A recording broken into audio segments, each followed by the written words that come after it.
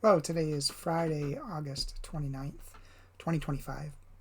And again, I'll be reading from the United Church of Christ Daily Devotional using a Christian text and a corresponding devotional written by a United Church of Christ minister.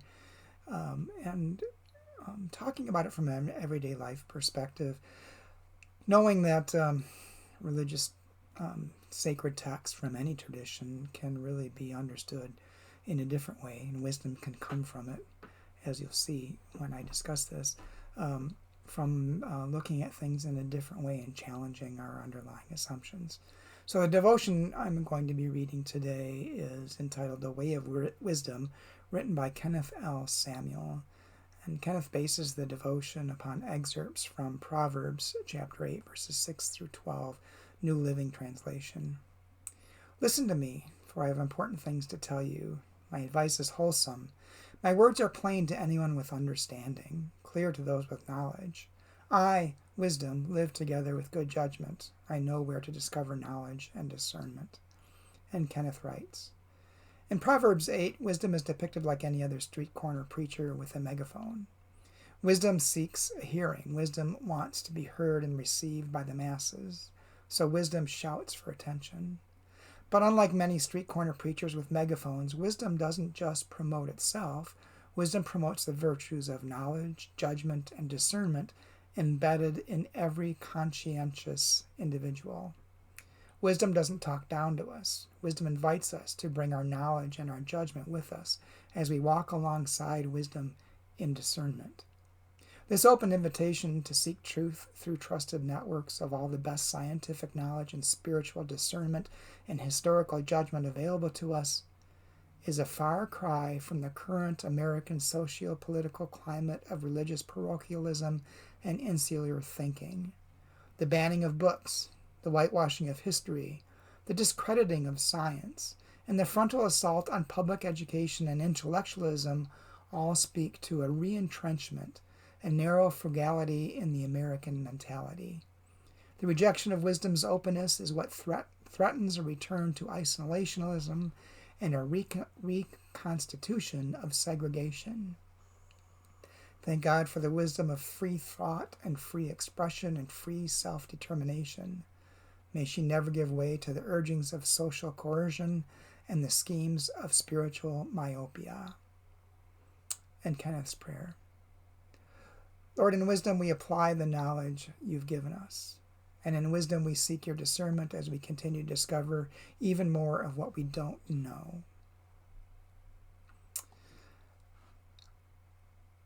A lot of things went through my mind as I was reading this. The first was my first introduction to Kenneth Samuel was at a United Church of Christ General Synod.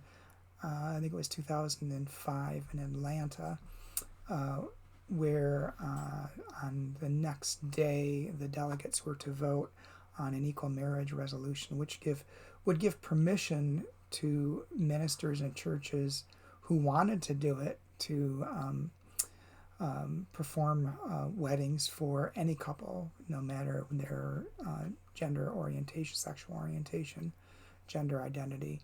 And Kenneth had recently brought his church into the United Church of Christ. It was a very large, predominantly African American church in Stone Mountain, Georgia. Wonderful, like they had 150 person choir that they brought to General Synod. Just incredible. And the night before the delegates were to vote on the marriage resolution, Kenneth was slated to be one of the worship leaders. And as he approached the platform, he said it's the minister's prerogative to change the scripture and to change the sermon as he saw fit. And so it was interesting that even as liberal and progressive as the United Church of Christ claims to be, I think everyone was silent and scared to death that this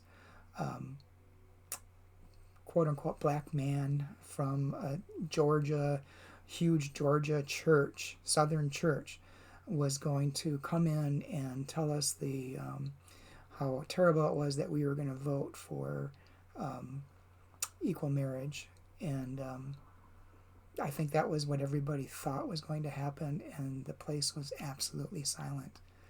And then Kenneth delivered a brilliant sermon that evening in support of that resolution, and it was an incredible moment to be there and to see the expressions on people's faces as their prejudices and preconceptions were blown apart by this man.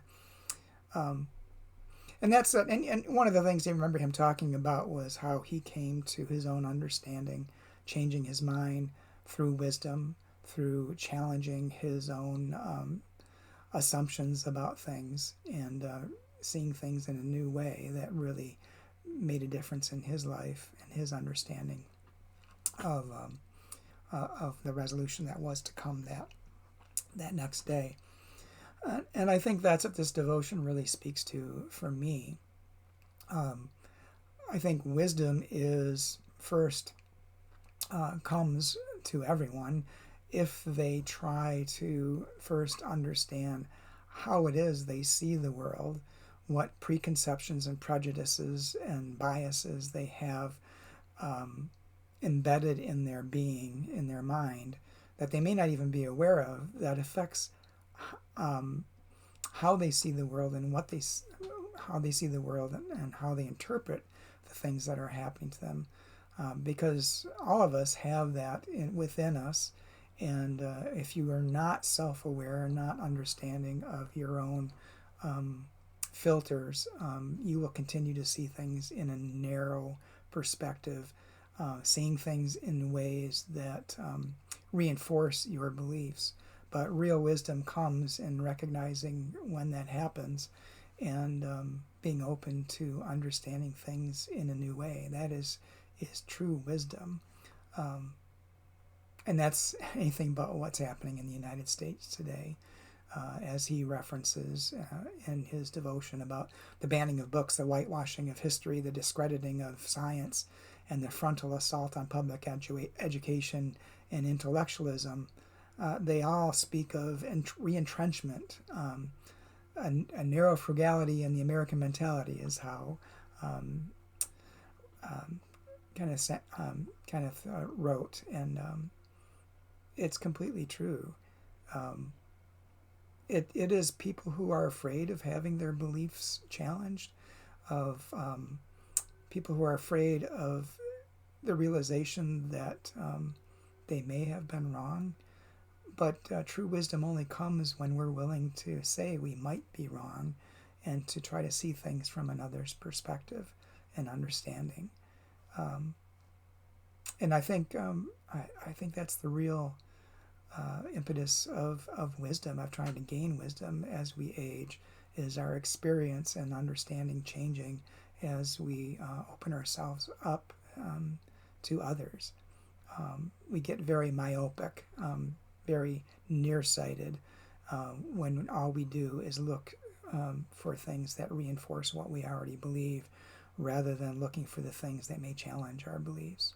So I hope this gives you some things to think about, and hope to talk to you again soon.